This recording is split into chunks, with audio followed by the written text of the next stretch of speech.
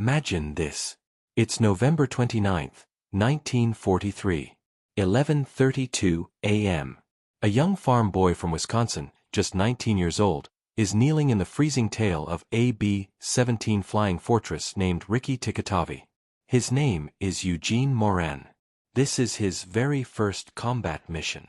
And right now, the sky above Bremen, Germany, has turned into pure hell. Hundreds of German fighters swarm like angry hornets.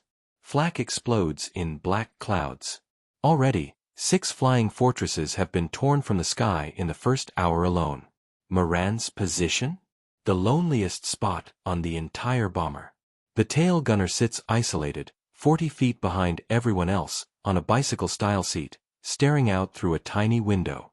His only companions, 2.50 caliber machine guns, and the enemy pilots hunting him. The Luftwaffe knows exactly where to strike, straight from the rear, where only one man can defend the bomber. And that one man is Eugene Moran. The mission is brutal.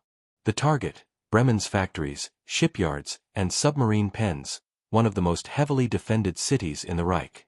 The bombers fly straight and level through curtains of flak. Shrapnel rips through wings and fuselages. Moran watches a fortress ahead fold in half and plummet. Then, bombs away. Mission complete. Now, just survive the 200 miles back to England.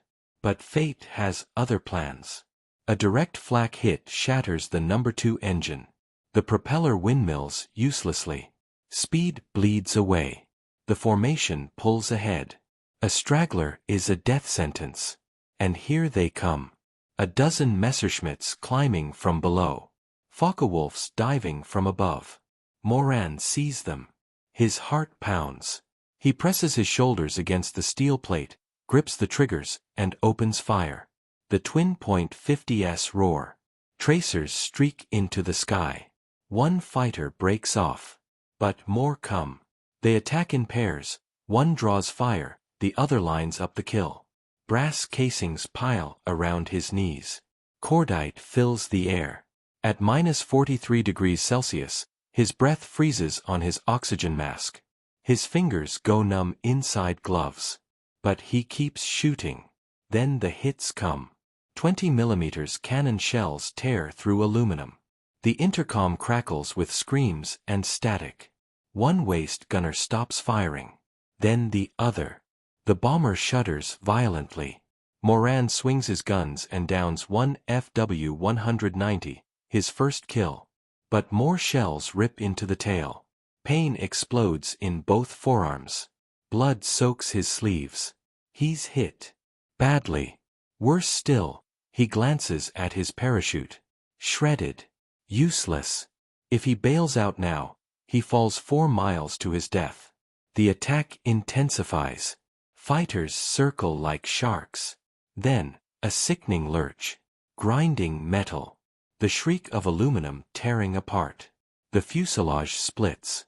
The front half, cockpit, wings, engines, crew, tumbles away toward the German countryside.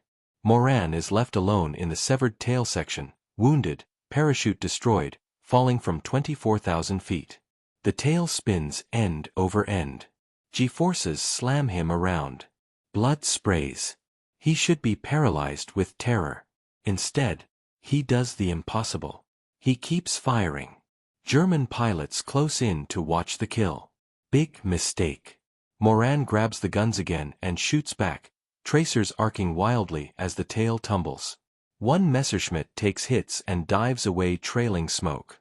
The tail section stabilizers catch air like crude wings. The spin slows.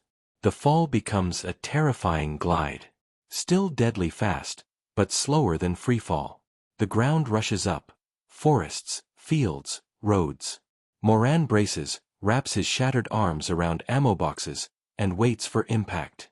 The tail smashes into pine trees at 100 mph. Branches snap.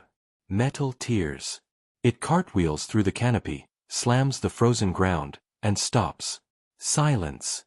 Eugene Moran is alive. Barely. Both forearms shattered. Ribs broken. Skull torn open, brain exposed. He crawls from the wreckage into enemy territory. Voices approach. German soldiers. What happens next? How does a man who just fell 4 miles without a parachute survive 17 months of hell as a POW? Eugene Moran lay in the snow beside the shattered tail of Ricky Tikitavi, both arms broken, skull cracked open, brain exposed to the freezing air. He had just fallen 4 miles without a parachute, one of only 3 Allied airmen in the entire war to survive such a drop. But survival was only the beginning. German soldiers arrived quickly. They searched him roughly, ignoring his screams as they moved his shattered limbs. They found his dog tags, his ruined parachute, and left him on the frozen ground while they examined the wreckage. An officer arrived, looked at the dying American, and shook his head. Transporting him seemed pointless. But orders were orders. They loaded him onto a wooden cart, no stretcher, no blankets. Every bump on the frozen road sent fresh agony through his body. For 2 days he lay on a concrete floor in a German facility, untreated, wounds turning black with infection. His exposed brain began to swell. Gangrene set in. Doctors had better things to do than save an enemy airman. On the 3rd day, they moved him again, another cart, another hellish journey, to a makeshift POW hospital. There, 2 captured Serbian doctors saw him and made a decision that defied everything. They would try to save him. 7 hours of surgery with crude instruments, almost no anesthesia. They set his broken bones with metal pins and wire, cleaned the infected tissue, removed bone fragments from his skull, and attached a crude metal plate to protect his brain. They splinted his arms with wooden boards and bandages torn from sheets. When it was over, they told him the truth. The next 72 hours would decide if he lived or died. That night the fever hit, 104 degrees Fahrenheit. He shook with chills, delirious, calling for his mother, reliving the moment the bomber split apart. The Serbian doctors sat with him, changing bandages, forcing water between his cracked lips, whispering encouragement in broken English. On the 3rd morning, the fever broke. Eugene Moran opened his eyes and knew he was still alive. Word spread through the hospital. The American who fell 4 miles and lived. German guards came to look. Other prisoners asked to hear his story. Even the hospital administrators seemed stunned by his impossible survival. 6 weeks later, he could walk again, arms still in splints, constant headaches from the metal plate in his skull, ribs aching with every breath. But he was ready for transfer to a permanent POW camp, Stalag Luft 4 in Pomerania. There, thousands of Allied airmen lived behind barbed wire. They organized themselves like soldiers, classes, secret radios, escape plans. Food was starvation rations, thin soup, black bread, occasional potatoes. Most lost 20 to 30 pounds. Moran's body continued healing, slowly. His arms regained some strength, though they would never be the same. The nightmares never stopped. Then came the transfers. Cattle cars packed with 60 men, no room to sit, no sanitation, no food for days. One move after another as the Germans shuffled prisoners across their shrinking empire. The worst was the hellship, an old freighter crossing the Baltic. 200 men crammed into a dark, airless hold below deck. No light, no ventilation, 1 bucket for a toilet. Dysentery spread. Men died in the darkness. Their bodies stayed with the living. 4 days of pure nightmare. When the hatch finally opened, Moran climbed out half-blind, clothes soaked in filth, body even thinner. By January 1945, the war was ending. Soviet armies approached from the east. Allied forces closed in from the west. On February 6, the Germans ordered evacuation. Every prisoner would march west, on foot. The Black March. 86 days.